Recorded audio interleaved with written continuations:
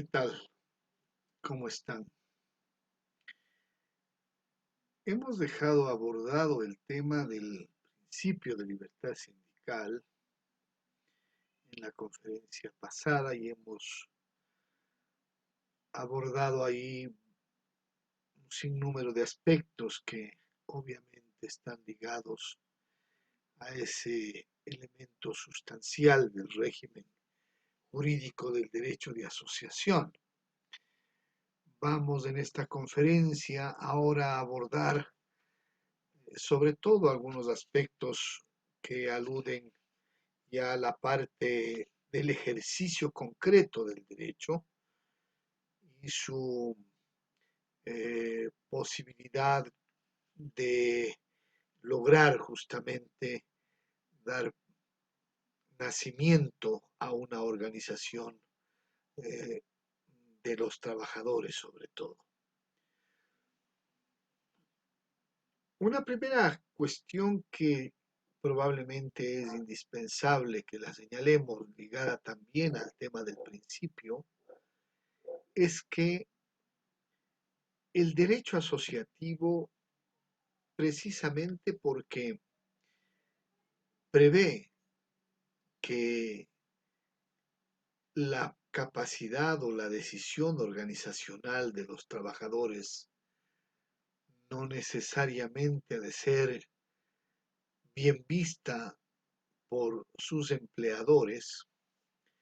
uno de los primeros elementos que consigna en el orden jurídico es la garantía de estabilidad. Nuestro Código del Trabajo prevé tanto la garantía de estabilidad para cualquiera de los trabajadores que deciden participar en la constitución de una asociación sindical,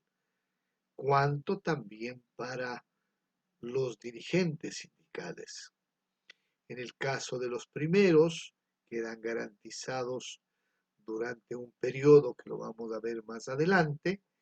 en tanto que la garantía para los dirigentes sindicales es una garantía que obviamente les protege hasta incluso permitiéndoles el formar parte y ser, diríamos, miembros de la directiva, incluso en caso en que fueren despedidos. Estos aspectos que aluden a lo que en la doctrina también se conoce como el fuero sindical, los analizaremos más adelante. Pero habíamos dicho entonces que la garantía refiere al, a la protección de la estabilidad de los trabajadores constituyentes. Y cuando hablamos entonces de los trabajadores de esta condición, nos estamos refiriendo a aquellos que en el inicio de la asociación participan justamente dando nacimiento a la asociación laboral. Los trabajadores constituyentes de la asociación laboral son aquellos que están en el proceso inicial y sobre todo en la decisión constitutiva de la organización laboral. El acto asociativo que alude a la creación de la organización laboral lo conocemos como la asamblea constitutiva. Se refiere justamente a aquel acto celebrado por quienes, interesados en la formación de la asociación, concurren a expresar su voluntad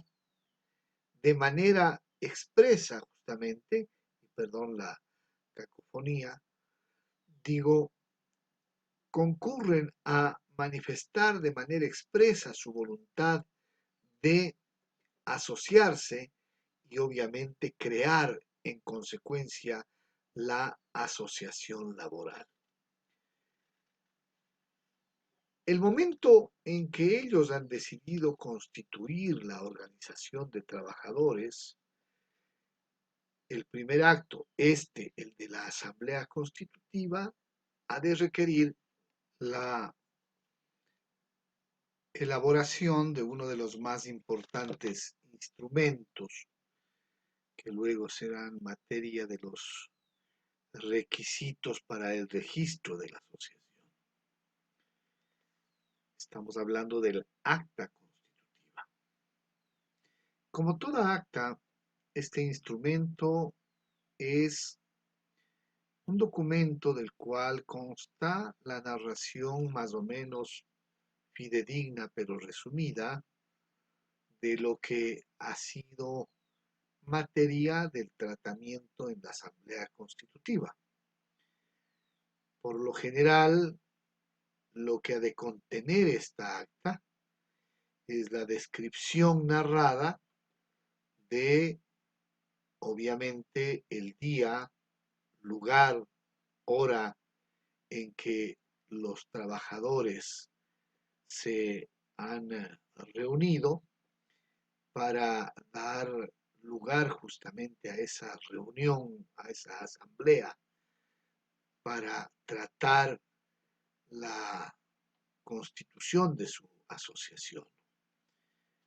Lo más probable es que en esa asamblea se dialogue sobre las ventajas del interés asociativo o de la constitución de la asociación, igualmente sobre el régimen de esas asociaciones, cuál es la que los trabajadores están en condiciones o en la necesidad de conformar a partir de esa actividad o asamblea constitutiva, y obviamente ha de tener de manera expresa la determinación de esa voluntad de creación, de constitución de la asociación laboral. Por obvias razones, una vez que se han adoptado las correspondientes determinaciones de creación de la asociación, han de venir por obvia necesidad aquellas reflexiones o declaraciones y decisiones también en torno a la designación o nominación de lo que tiene que ser una directiva provisional, que adicionalmente sea la encargada probablemente de realizar todas las gestiones y procesos necesarios para el registro de la asociación, pasando sin duda alguna por el hecho de que ha de preparar y ha de someter a discusión el proyecto del estatuto que después deberá ser sometido también al análisis y a la aprobación de la autoridad laboral. Esta directiva provisional obviamente tiene también que ser facultada para realizar este tipo de actividades. Digo, sin ello, obviamente estaríamos tal vez permitiendo que haya un vacío de representación, porque no habiendo estatuto todavía, obviamente ha de ser menester que en esa asamblea haya una decisión de otorgamiento de una facultad o varias que estarían obviamente orientadas a la realización de este tipo de actividades o acciones en pro de la constitución y registro de la asociación. Igualmente en esa acta se ha de indicar otros aspectos que pudieran resolverse en la reunión, y se finalizará sin duda alguna con el registro de los asistentes, poniendo adjunto al acta tanto sus nombres completos cuanto su número de cédula de ciudadanía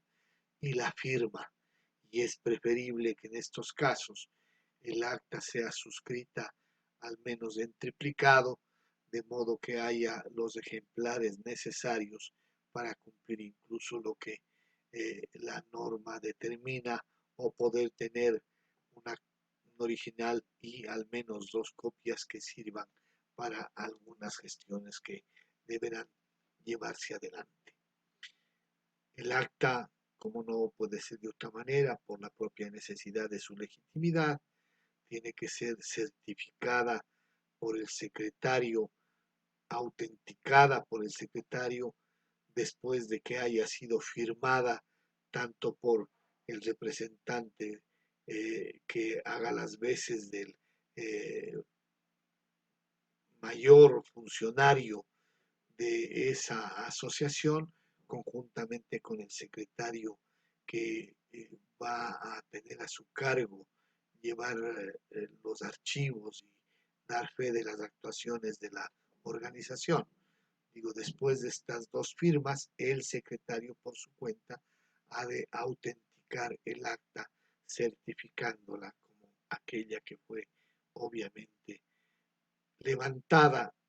y aprobada en el seno de esa asamblea constitutiva. Es indispensable, como acabo de decir, que al final también del acta y antes de la firma de los funcionarios, como podemos apreciar, se haga constar también que el acta fue aprobada en la asamblea, puesto que no se tiene el régimen normal de otras personas jurídicas o de otras organizaciones en las que normalmente las actas son aprobadas con posterioridad. En este caso, es menester que el acta levantada, una vez que ha sido redactada al final de la asamblea, se la someta a consideración previa lectura, y si es que hay observaciones de los miembros de la asamblea, pues habrá que proceder a hacer las rectificaciones necesarias o hacer constar esas necesarias acotaciones o aumentos o reformas al contenido del acta, y una vez que se haga todo aquello, se la aprobará. Y digo entonces, el acta queda debidamente eh, integrada y validada una vez que se han realizado todo este tipo de actuaciones y procedimientos. Los estudiantes deberían intentar justamente no solo leer este tipo de documentos, encontrar en expedientes y revisarlos, sino incluso procurar redactarlos, hacer el esfuerzo por entrenarse en la redacción de un acta constitutiva. En general, los abogados vamos a tener que siempre estar elaborando una serie de documentos, de instrumentos privados o instrumentos que después incluso van a ser elevados a documentos públicos, pero para ello es necesario generar las destrezas apropiadas. Por eso es que en el caso de las asociaciones será bueno que un abogado esté suficientemente inteligenciado de cómo redactar las actas constitutivas o cualquier otra acta de una asamblea, de una asociación laboral. Dicho aquello, entonces, creada como está la organización y visto lo que dispone el artículo 442 del Código del Trabajo, entendemos que estamos ante la existencia prácticamente de la nueva entidad jurídica, puesto que la norma dice que ellas, estas asociaciones, gozan de personería jurídica por el hecho de constituirse conforme a la ley y constar en el registro que llevará la Dirección Regional del Trabajo. Y más adelante dice que si una asociación profesional o sindicato debidamente constituido ha realizado actos jurídicos antes de la inscripción en el registro, Y luego de la remisión de los documentos de que trata el artículo, que alude justamente a la necesidad de realizar el trámite del registro con una documentación determinada, el efecto de la inscripción, dice, se retrotrae a la fecha de la celebración de dichos actos jurídicos, lo que a la postre está pretendiendo es precautelar que los actos que se han desarrollado, sobre todo a partir de que ya se han ingresado los documentos para el registro de la asociación, prácticamente corresponderían al de una persona jurídica. Yo suelo decir que a la postre las asociaciones laborales obviamente constituyen ya entes jurídicos porque la propia normativa que establece que su creación no necesita de autorización previa permite apreciar que lo que hagan las asociaciones laborales antes de su registro va a ser convalidado si se trata de actos jurídicos. Y ahí es donde obviamente cobra importancia la condición de persona jurídica. En cuanto a los otros aspectos, mientras la inscripción no ocurra, la asociación, si bien es cierto, no tiene la condición de persona jurídica stricto sensu, no deja de ser un ente que actúa ya en realidad en representación de los trabajadores y lo más probable es que en la empresa y en los lugares donde ella actúa, mientras digo no se trate de actos jurídicos, pues le dan la calidad de una asociación prácticamente existente. Porque, digo a la postre, lo que va a ocurrir es que esa asociación va a ser registrada, visto que no será objeto de ningún impedimento por parte de la autoridad laboral ni de los empleadores en el caso de que la Constitución se haya sujeto a las determinaciones que el régimen jurídico establece. Para conformar una asociación, entonces, y su acto constitutivo le permita justamente nacer, se requiere en primer lugar que haya un número mínimo de trabajadores que expresen esa voluntad de asociarse. Nuestra legislación, digo, establece que han de ser al menos 30 trabajadores los que adopten esa decisión. Anteriormente nuestra legislación prevía, perdón, el que debían ser 15 los trabajadores.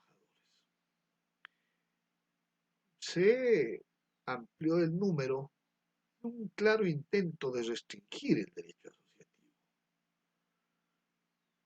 Es inconcebible que el derecho asociativo esté sujeto a la existencia de un número determinado de trabajadores. Si bien es cierto, la razonabilidad exige que una asociación no ha de poder fundarse con la presencia apenas de 2 o 3 trabajadores, porque eso también daría lugar a la proliferación inadmisible e injustificada de organizaciones que además no son tales. El número de trabajadores no ha de plantearse como una cantidad que de manera antojadiza y subjetiva se propone por parte del legislador. No es lo mismo fundar sindicatos en la Argentina que fundar sindicatos en el Ecuador. Del mismo modo que no es igual fundar sindicatos en México que en España o también en nuestro país.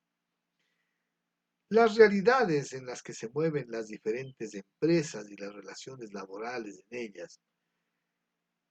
obligan efectivamente a considerar que en nuestros casos las asociaciones laborales no han de ser siempre posiblemente organizaciones que puedan cumplir con el requisito de 30 trabajadores para su constitución, habida cuenta que nuestras empresas, en su gran mayoría, son empresas pequeñas o medianas. Y cuando estamos ante estas circunstancias de una empresa donde probablemente tenemos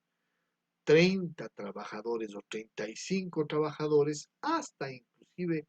ha sido posible que con motivo de estas normativas se haya facilitado que el empleador incluso se vea ante la ventaja de reducir personal a un número de 30 trabajadores o 29 para justamente bloquear el ejercicio del derecho de asociación. Estos temas entonces, digo, hay que mirarlos un poco más críticamente para saber qué mismo es lo que debiera ocurrir en nuestra sociedad para facilitar el derecho asociativo. Habida cuenta adicionalmente que el Estado tiene la obligación de auspiciarlas y de fomentar su realización, su existencia, su desenvolvimiento, su desarrollo. Pero, digo, lamentablemente estas transgresiones ocurren en nuestro medio. La asociación para su constitución, digo, en general requiere de un número de 30 trabajadores y ese es el mínimo, inclusive que se ha de observar para el caso de la conformación de un comité de empresa. Con la circunstancia de que en este caso, para la constitución de un comité de empresa se requiere, si bien este mínimo, pero la regla fundamental a seguir es que se han de reunir al menos más del 50% de los trabajadores de la empresa para constituir dicho comité. De modo que si en una empresa en donde existen 40 trabajadores se quiere conformar un comité de empresa, claro, ese comité ha de surgir solo si reúne al menos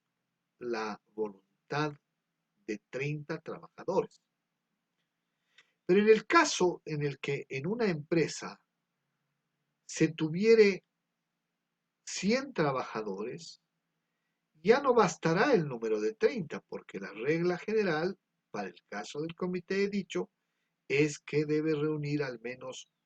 la mitad, más de la mitad de los trabajadores.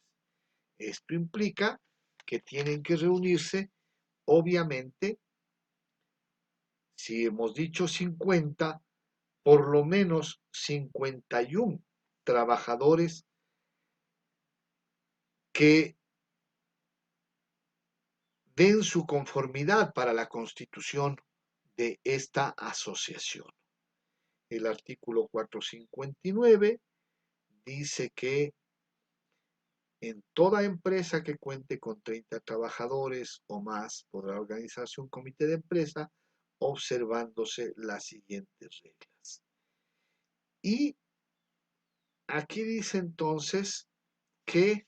se ha de seguir la regla del artículo 452.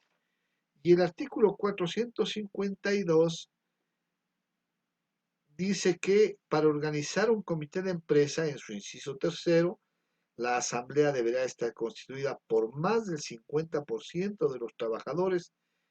y en ningún caso no nunca menos de 30. Dicho aquello entonces, digo, este es el requisito de número que se exige para la constitución de una asociación laboral. Básicamente, esto es lo que hay que tener en cuenta. Ya los aspectos relacionados con la constitución de las directivas, con el régimen que va a llevar adelante la asociación, cómo se van a aceptar nuevos miembros, etcétera, etcétera, eso ya va a depender de lo que disponga el estatuto.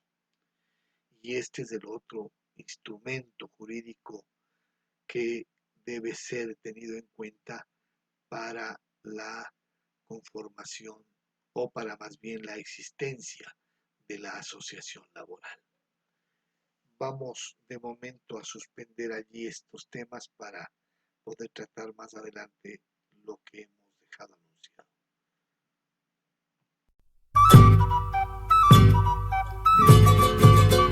Desde el hondo crisol de la patria se le